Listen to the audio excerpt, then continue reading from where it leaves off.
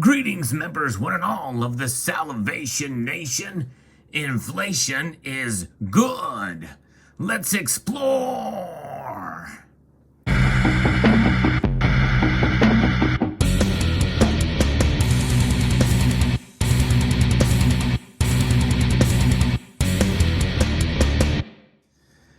That kind of title is probably pretty perplexing to most of us. In fact, as I even mention it, is a little perplexing to me. How can anything good come out of inflation? But it just depends on your perspective. For those of us who put our money into precious metals, it kind of makes sense when you think about it on the surface, but we're going to look at it from a broad point of view and look at it from the precious metals perspective as well. There's a lot of things that you can put your money into that are, quote, inflation proof. And I'm going to talk a little bit about that from the broad advantage and also bring it home at the end to see what's so good about it in the overall view. In other words, a general view of inflation. And is that good? Can that be good for anybody or for everybody? More than likely, you know the answer for everybody, because there's several different groups that can do well under inflation and others not so well. We'll talk about that. I'm going to be referencing an article here from Numismatic News that touches on this subject and gives a little bit of different perspective from it. When we look at the negative aspects of monetary inflation, the worst complaints may be the ones predicting the collapse of the dollar and the ensuing economic meltdown. Inflation can be very beneficial to those who are able to prosper from it. And by the way, we are in a constant state of inflation pretty much since the Federal Reserve Act of December of 1913. This cotton fibrous note here, once it became part of the Federal Reserve System, it has lost a targeted value recent years of 2%. That is still inflation. We are at a constant rate of inflation. It's just that is targeted by the Federal Reserve. It is now outside of that target, pretty dramatically, I might add. As I record this video, it is close to 8% year over year. How one invests money will determine how much they benefit or suffer from inflation. The large variety of available investment generates an equally large number of different outcomes, and inflation will be affected one way or the other, or you can benefit, and it will target how your money is put in by the inflation rate. Coin collectors often believe that inflation is bad and that the acquisition of gold and silver is the best protection or hedge against the negative consequences of a declining value of the dollar. Nearly every coin collector relishes the thought of their coins increasing in value. In essence, they're hoping for inflation, especially gold and silver stackers. And I believe that's a little bit dangerous. We don't want to salivate over inflation just for the possibility that our gold and silver prices will rise to meet that occasion. If the value of this asset increases, we feel validation.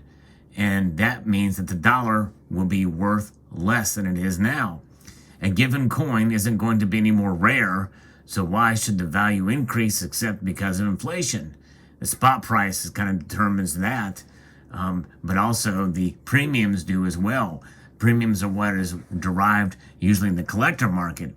And the collecting bullion, the collector bullion is an example of that, but we are seeing premiums rise in the collector-like premiums with silver eagles these days. The collector base is not growing in large numbers, so increasing demand is not always the driver of higher value. However, people who stack precious metals have certainly increased. People who owe money at fixed interest rates benefit when inflation is greater than the interest rate being paid on a loan. Indeed, I am one of those that is benefiting just by having a mortgage. There is such a good thing as good debt. And a mortgage is one of those, especially if you're paying at a lower interest rate. My interest rate is about 3.6%, I believe.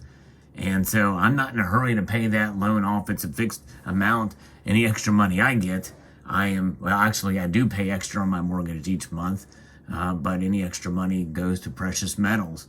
something that's going to benefit me greater even so. Inflation enables borrowers to repay a loan in cheaper dollars. And that is something that should be considered, and that's how inflation could be good. That's a prime example of how inflation can be good if you got a low interest mortgage.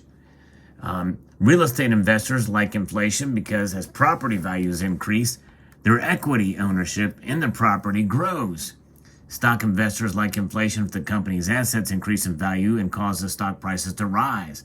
Got to be very careful in that market, but real estate investors, and there's several in this community who take advantage of those increased values for property in dollars here. Greater economic prosperity usually occurs during periods of inflation, and that's an interesting statement. Let that sink in, because that is different than stagflation, and some fear stagflation can come. Stagnation and recession occur when inflation is in check because dollar wealth is not built when assets don't appreciate. In other words, GDP falls. And so when you have a lower GDP and high inflation, that is stagflation.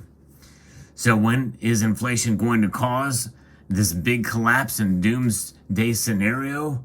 Looking at the world economic history of the past couple hundred years, never might be a good answer. That's right, the alarmists out there think that economy is going to just potentially crash and the dollar is going to die. The dollar is not going to die. It will be reset before that happens. They're already talking about it. In fact, even before this latest executive order by Joe Biden, they have been talking about the reset of the dollar and the great reset of all currencies and tied to a global system or what have you is something that has been in the works for quite a while. Look up Davos, World Economic Forum, and the like, and especially with ESG. They are literally salivating at the idea of controlling your spending through these digital dollars, so through a central bank digital currency. And so in a sense, this inflation is good for them because they want to have every opportunity to reset that dollar. And the lower these dollars' values go, the more likely they can reintroduce something, and more will flock to it, especially if they can trade in these dollars, at an exchange rate to where it seems like they get more for their, quote, money. Indeed.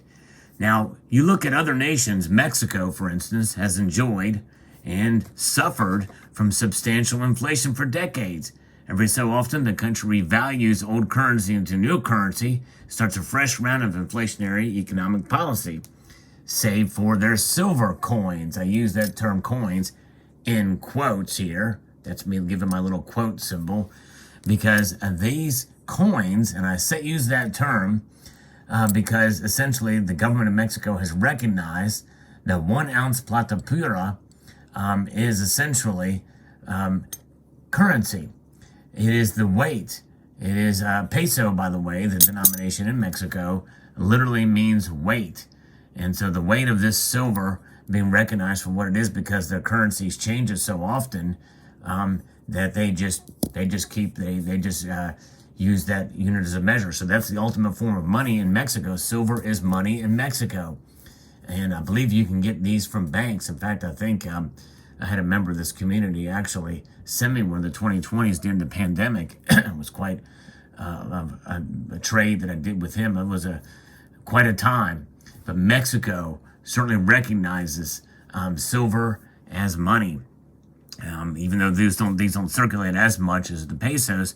And recognized in the banking institutions, that you can go and get libertads and silver libertads, indeed, recognized without a denomination because of how crazy the inflation is there and how they have to kind of reset every couple of years, it seems like.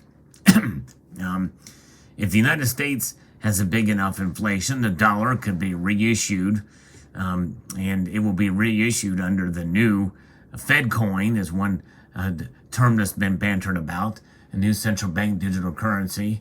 This new dollar that will be, old money would be traded in for new money, and it could be that this new revaluation of the dollar under the new CBDC Now, this article refers to some other name for it with a dollar, but I think it's just going to be a new dollar, much like what Zimbabwe did in November of 2008. They had their $100 trillion note, which was the highest inflationary note of the time, at least in the modern age. There has been others that have been much higher, but in terms of the actual dollars, that's the highest I've seen. And you trade that in for the new Zimbabwean dollar in January of 2009. So nonetheless, that's kind of the system what we would have in place, but more than likely, just like in 1971, when Nixon closed the gold window, we would have a new dollar, or the dollar would just maintain this, what it is, still be the dollar, and it would just kind of be revalued. Though they may call it, Fed coin or the quote new dollar, the new digital dollar, perhaps. But more than likely, it's not going to be called the Patriot dollar or super dollar as referenced in this article. The government could continue its inflationary policy in an endless cycle of currency renewal, resets. The investments with intrinsic value would retain their purchasing power relative to other goods. Only the amount of currency needed to make a purchase would change. So that's something they could do, pulling the wool over people's eyes, essentially is what I refer to it as over time.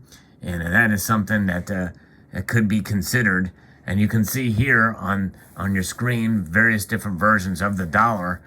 We had old silver dollars back when our money really had value, intrinsic value, with the silver contained in it. We have some modern dollars here that are the American innovation coins that are non-circulating at this point. In fact, these coins here are non-circulating examples. They tried it with coins for a while, and now these dollars have, probably about 30, 40 cents worth of metal in them.